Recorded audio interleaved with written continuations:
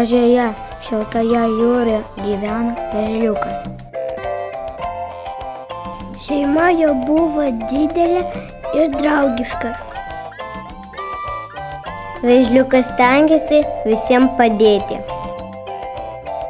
Kartą jis išsiruošė paplaukioti.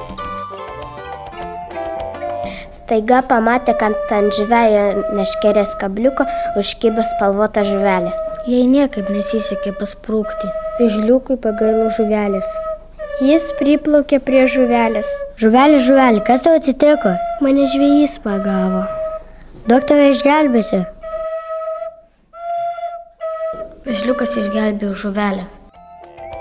Mažoji žuvelė padėkojo, nes buvo išgelbėta nuo žūties.